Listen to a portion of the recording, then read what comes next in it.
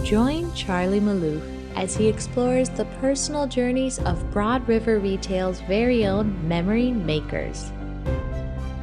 Welcome to Stories from the River.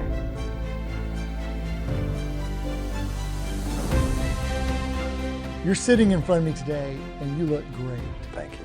But I want to go back to February 3rd, 2018. Over 4 years ago, the day before the Super Bowl. Now you're sitting in front of me today and you look well, super healthy. Thank you. But back then you had a very personal health scare. Yes. What happened? Had cardiac arrest on the golf course. Tell us about it. It's a day I don't remember much of. I just remember going to breakfast before I would go to play golf and waking up in the hospital. Don't remember making it to the course, anything. And you were fine. You worked the day before. Yes, I did. It was Friday. I worked that Friday, and we went golfing that Saturday morning. It was going to be about 60 degrees. We wasn't playing. Guys called up and said, hey, let's go play golf, and went to play golf. Did you feel anything the day before? A little bit. I think we were working on some big projects in Pineville, and I remember, feeling a little fatigue, nothing major, just chalking it up as, getting a little older. And I remember Amy saying, just mentioning it to me, Eric, you okay today? Not your usually energetic self. Yeah, Amy, I'm fine, just a little fatigue. We're going to come back to that. I'm with Eric Turner, one of the original Broad River Retail Hall of Famers. Eric's been with us for nearly 17 years now. I think you and I are the two old timers. This is episode 7 from Stories from the River. Eric Turner, who is our Supervisor of Assembly in Four Oaks, yes. The Rock. Welcome to the podcast, Eric. Happy to be here, Charlie. Thanks for having me. Thank you. Thank you for making the drive. It's so good to see you again. Now that we're not working in the same city, we don't see each other every day. Yes, missed those days. Okay, Eric, let's go back to before you joined the River. Tell us about your background and how you got into furniture. I went to trade school, of course, back in the day, and I was putting together things, windows, doors, locks, furnishing life best memories back then before I even knew I was doing it, helping out senior citizens and low-income families preserve heat. So I worked for home weatherization back then. Left there, went to work for Tech Furniture, which was a small mom and pop furniture company. And from there, went to Art Van Furniture, and that's where I learned of Ashley Furniture, putting it together. Didn't know they had stores though. So you're from Michigan originally? Detroit, Michigan, yes sir. Yeah. And so how'd you get down here to the Carolinas? Just wanted to change the pace. At the time, Detroit was having a few problems. And I had 2 young daughters that I wanted them to just have a great life, and was just thinking, wanted to get to a warmer climate, and Charlotte was up and coming, and moved down to Charlotte, North Carolina. Been here ever since. Okay, so you joined around the time we opened the original Matthews store. Yes. Which was store 4 back in 2005. Yes. We're about to have store 31, so you've seen a lot. Yes, Take us through your career progression with Broad River. I started in, like you said, in Matthews / Pineville. From there, I was back then they called us showroom movers. We just moved a lot of furniture every day, all day. I remember my first day still very well, meeting Oscar, Jerry Peters, King Brown, and Janet. And I putting together some furniture. First thing they asked me to do, put together a 3-pack furniture. Show me how you do it. And I put it together and looked at it, and I seen Oscar kind of smirking, and I looked and I realized I actually put the end table legs on the cocktail table, and the cocktail tables were so, the end table was taller than and hurried up, switched it out before Jerry Peters came back there, so he never knew. Oscar and I had a little inside joke. That's a little Oscar and Eric inside secret, your first day. I was going to ask you. First day. Everyone remembers their first day, so yeah. I bet you've never made that mistake again. No, have not. Seen a lot of people do it. Yeah, and I told them, like, I've been there, done that. I got you. So you started as a showroom mover, and you've worn many hats. Mm-hmm. You've been in visual impact, and now you're in operations. Mm-hmm. How long have you been in operations, and how's that going? 6 months now, and it's going hopefully pretty well. On my end, it seems like it's going well. Hopefully, Cherie and Brad would think the same. And what do you love about the operations? What do you get to do every day that like makes it enjoyable for you? For me, I'm supervising, managing approximately 6 assemblers, and to get there when I got there at the time, and just teach them how to build the furniture correctly, and just working with them every day, talking with them, getting to know them, and just making them be better individuals at work and outside of work. Do you like to teach? Love it, love it. Does it require patience? Very much so. Okay. Very much so, Is which that- I have. Oh, that's awesome. Where does that gift come from? That characteristic? My mom. Okay. My mom. All right. Love it. So you already mentioned furnishing life's best memories even then, back in your Yeah, Detroit days. yes. What has been one of your best memories at the river? Ooh, that's a good, best memories. Opening stores back in the earlier days, with you guys being there, you, Jonathan, Jackson, and watching you guys kind of get in the way, so to speak. We're getting in the way. Yeah. I think that put that guy on the lamp duty. Yeah, like, let's get him out of here. But yeah, just doing that and seeing Jackson, I didn't know he was the owner when he got introduced. He was out moving furniture himself. And it was interesting that he was doing that Yeah. at the time. So I'm sure I was probably putting the cocktail legs on the end tables and vice versa. you was over on the computer. Okay. You and Jonathan didn't mess with the furniture too much. Jackson did. You guys were on the computer side. Okay. Well, you've worked on many different projects, including many store openings and store remodels. Yes. And you and I have been around the bend in the river quite a long time. We're a couple of the old timers now, right? With that being said, what are you most proud of in your Broad River career? The longevity that I've been here every day, coming to work every day, hopefully furnishing life's best memories with a smile on my face, doing the hard work, going the extra mile. Awesome. People know that they can always depend on you. Is that something that you pride yourself on? Very much so. I can probably count on one hand, maybe two, in the 16 years I've been here that actually woke up and called in off. Wow. That's a great characteristic, just Yes, the longevity sir. and Yeah. the Getting up every day, ready for it. So is there a certain accomplishment or achievement that really stands out for you? Winning the collaboration award at the, was it 19 Gala? In January 2020. 2020, Yeah, so yes. For winning, 2019. Yes, winning that award to be recognized from my peers that they understood that I love to collaborate and work hard. That was a great gala. We've talked about that on this podcast before. We can't wait to get back to doing in-person galas again. Yes, that was awesome. Tell us a couple of your favorite stories from store openings. Wow, that's a big one. I can tell you when we opened Gastonia and we were out doing the trash at the time, end of the day, and just trying to push it down, make sure it was packed. Got out and I realized I didn't have my phone. And I was like, You did not throw it away in the trash, No, did you? no, it kind of came. Back then you had like a clip on. Yeah. And I was like, oh, wait a minute, it's got to be in there. Everybody be quiet. Somebody called my phone. And they called it, and sure enough, you heard it ringing. And it was about to start raining, end of the day. And I don't know if you remember Fabian, who worked here. Yeah. And he got in there, and we kept calling it, and he went dumpster diving. And about 20 minutes later, coming up with styrofoam everywhere and the rain starting to pour down, he had my phone. That is so funny. I have a funny story about Jonathan Ishii losing his phone in my office in a chair, and I watched him. He couldn't find it in this recliner chair, and he just sliced it apart so he could get his phone. People will go crazy about finding the phone, and rightfully so. Yeah, rightfully so. It's funny when you say that about John. I remember been here that long. I remember when iPhones came out, Jackson and Jonathan got theirs, I believe, delivered or whatever at the same time. First time I seen my iPhones in Matthews. Well, you may have seen mine. I stood in line for the first iPhone. I can't believe we're going back there to the original 2G iPhone. Yes. Let's quickly move off that topic. It just shows how long we've been around here. It's awesome, though. All right, so we talked about health, and again, so glad that you're doing well. How have you done it? How have you recovered? Just wanting to be here, man.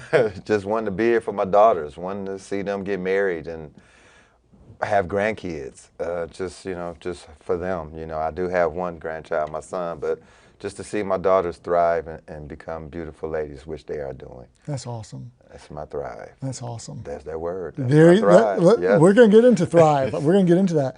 Retail stores. What was your favorite part about working in the stores? I know you had a passion and an affinity for being in the stores. What was your favorite part about that?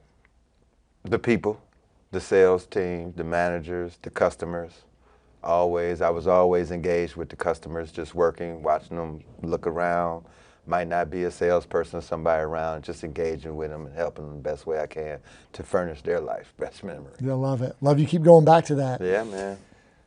You've done a lot of special deliveries. I mean, you were the go-to guy, you and Oscar, right? White glove delivery is what you called it, and we did it. Yes. You sure did.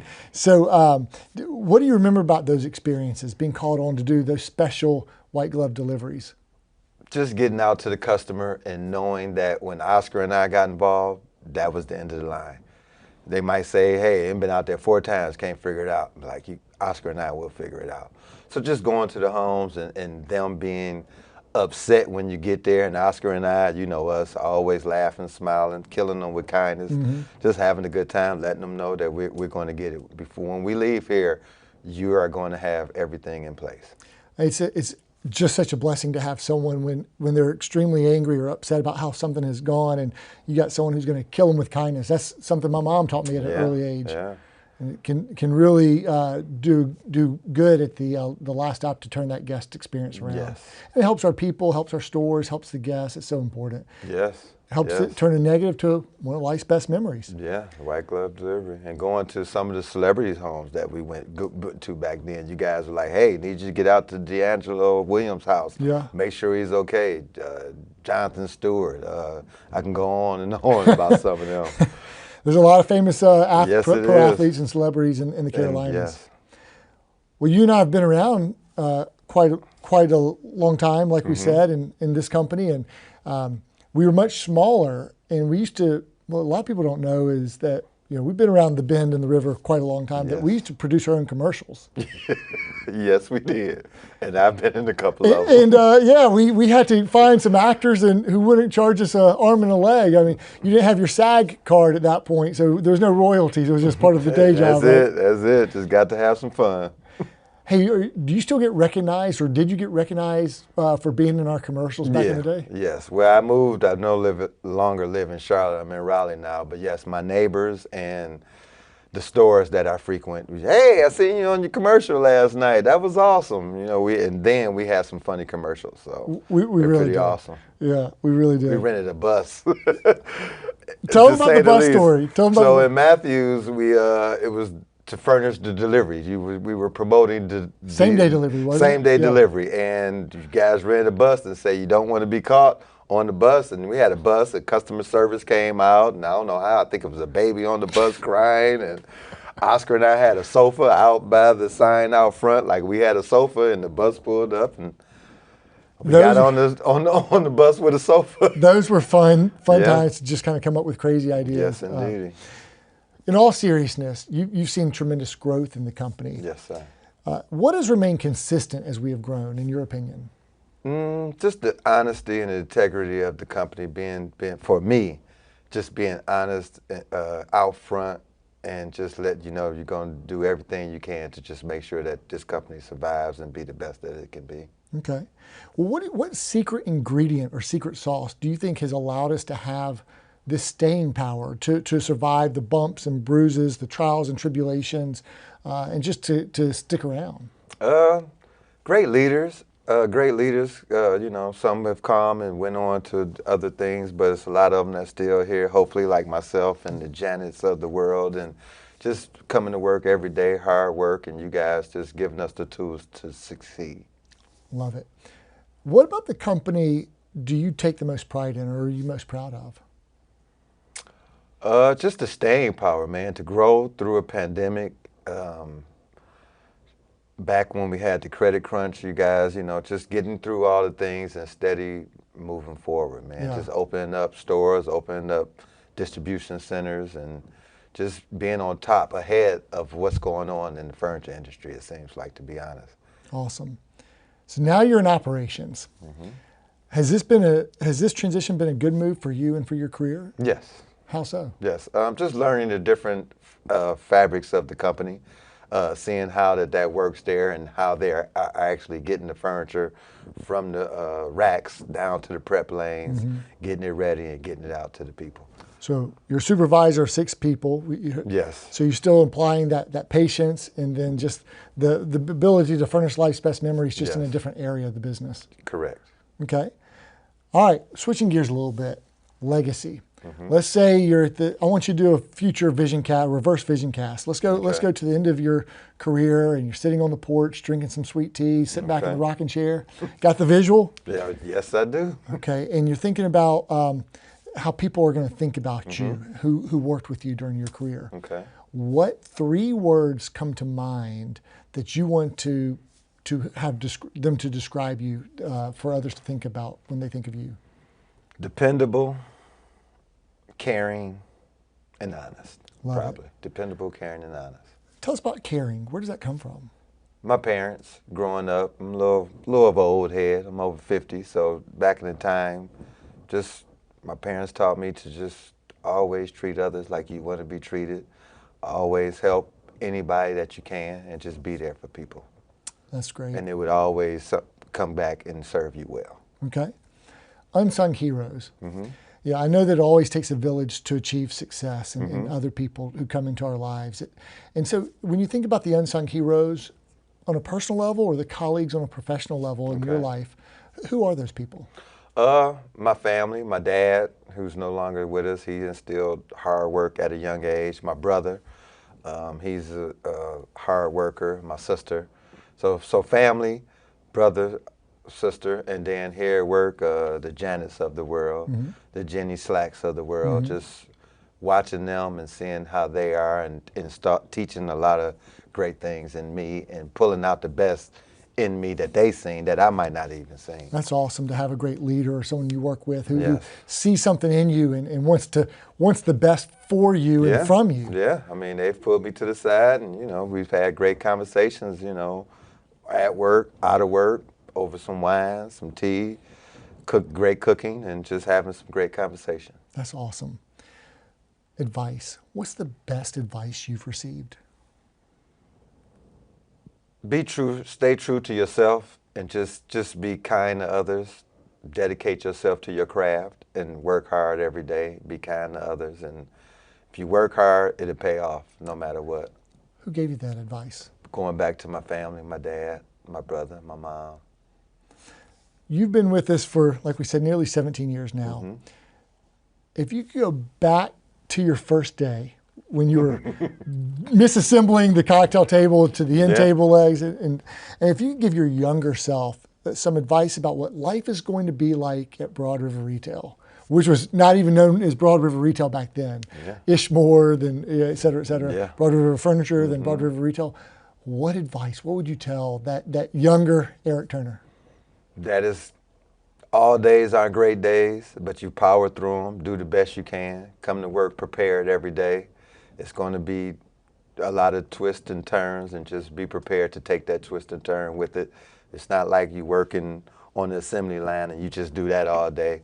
Life comes at, like I say, you could be building furniture, next minute you're on a delivery, next minute you run into the DC. So I would just tell them, be prepared for anything that comes your way. Yeah, be adaptable and, there you go. Certainly not going to be boring. Not at all. Not at all. Shifting gears to culture. Obviously, we're a little bit biased. We think our culture is special and unique. But in your opinion, what do you really love about our culture, or what do you think makes it special and truly unique? For me, working with the leaders that I've worked with, just always being honest, always looking out for you and letting you know, hey, if you don't like what you're doing, there's different avenues that might be afforded to you. Back in the older days, we didn't really have that. We weren't that big yet. So growing in the company and offering different opportunities at different DCs, different stores, and people just letting you know, hey man, if you're not too good at this, or you ever thought about, selling furniture, you good with talking with people, So just people being there to let you know, hey, just might not be this for you, but there are other avenues, and I think you might succeed in. Has the culture changed from when you started fewer than 100 people to now when we have nearly 1,000 people? It's gotten better. It's just, it's not that it was bad. It's just grown, and it's grown in a good way. Okay. It's like planting a farm or a garden and just watching it grow and keeping it intact every day. Leadership of yourself being, around you for the whole time and seeing your growth and you spreading it out. Okay. You mentioned thrive earlier. Yep. We love a good word of the year. Yes, we do. 2022, it's our year to thrive. We feel like we've come from survival to thrival to now it's time to really thrive. And we've thrived throughout the pandemic. What does it mean for you to thrive? To get up every day and give it my all, no matter what. Just go to work, prepare, and share my knowledge with others. And seeing other people that might not be thriving or lacking a little bit and just need that extra push to help them thrive. Some of us don't realize how great we can become. You just need that extra person. And hopefully I do that for people, and I see the good or what they can do and just help them thrive in whatever position or in life that they want. Yeah, so if that would be the advice that you'd offer someone to help him or her thrive this year? Yes. Okay, love it. Secrets to your success. What do you think they have been?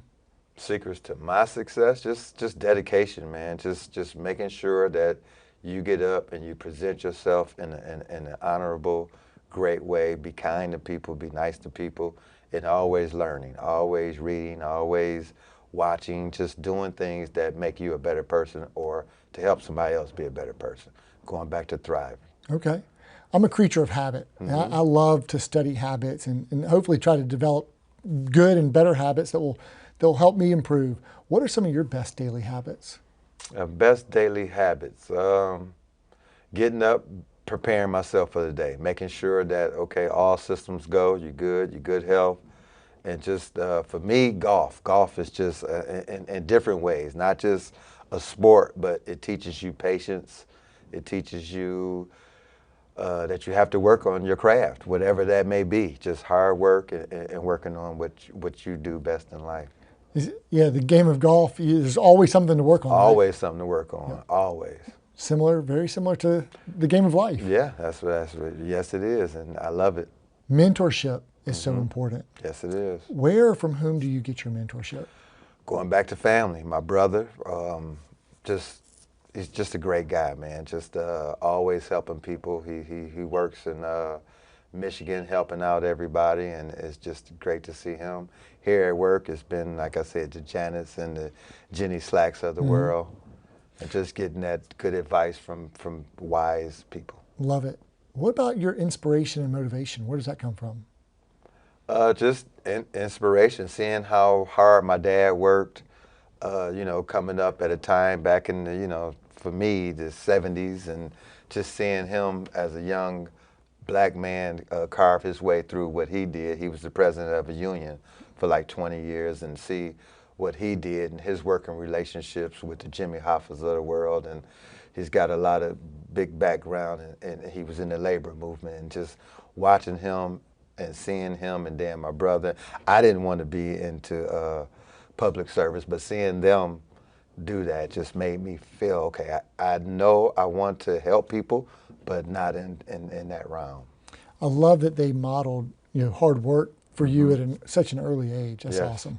What is something about you that would surprise your fellow memory makers? I like to play games, like to travel.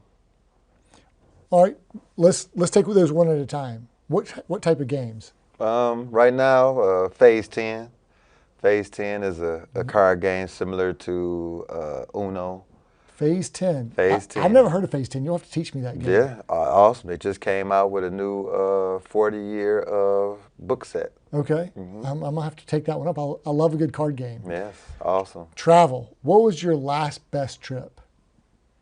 Last best trip. My niece got married in Las Vegas, probably 2 to 3 weeks before the pandemic started. Oh, wow. Yeah, we were, and my cousin actually caught the coronavirus early on, and then I think My niece might have had it as well. But yeah, just going to Vegas right before that, and it also happened to fall on Tyson Fury's heavyweight championship fight. And we were staying at MGM where the fight was held, so that was just an awesome experience. Oh wow, that's incredible. And do you have an upcoming trip that you're looking forward to? Yes, want to go. We're looking forward to going to Dominican Republic. That's great. Again, so I love the people and the culture there. So my wife and I did our honeymoon in Punta Cana, okay, the Dominican Republic. Okay. Yeah. Well, that'll be a great trip. That'll Yeah. be great. I can't wait to get through this COVID situation, and so we can freely move about the country or other countries. It's and been travel. nothing but beach trips since then. Just some days a day trip. Okay, Eric. Let's say that I decided to retire, and I'm giving you the keys to the company, and you're the new president and CEO of Broad River Retail, and today's your first day on the new job. What is your first order of business? You guys have the secret sauce, man. Wouldn't change much. I mean, we're thriving. We moving forward. Vacation days, maybe just not split them up. We have to take so many before June 30th, and then so many after. And for me, I do most of my travel later in the year, not early in the year. So I've been caught where I've had to use them and not do anything because I hadn't used them all up yet. So. But maybe just have whatever you have, 10, 5, 15, to be able to do them at your pleasure instead of half and half. I think it's a great feedback. We've heard that in our engagement survey, and others who have come on the podcast have talked about that. It came from good intentions to make sure that people are taking vacations throughout the year, not just burning out earlier, and to pace themselves. But I think letting people kind of choose when they can do their own vacations and self-manage that is probably appropriate. So we'll probably take that. Yeah, because we can't carry them over. So. No, you can't. No, you can't. Well, the Engagement Survey Advisory Council is definitely looking into that. Okay. Look for Make sure you look into that. They got you. They got you. We're going to make sure they're listening to this episode. Okay, do you listen to, other than this one, do you listen to podcasts? I listen to, it's called All the Smoke. It's retired basketball players, Steven Jackson. And they just talk about more than just basketball, just talk about the life's culture and everything right now. It's pretty cool. We haven't really been into podcasts, but I'm starting to get into them. Okay.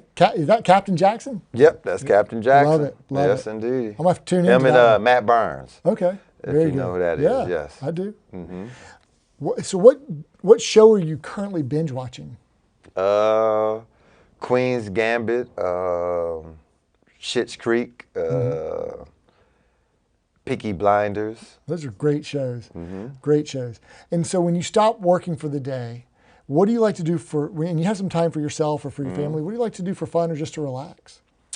For me, golf is the epicenter around me other than work and my family.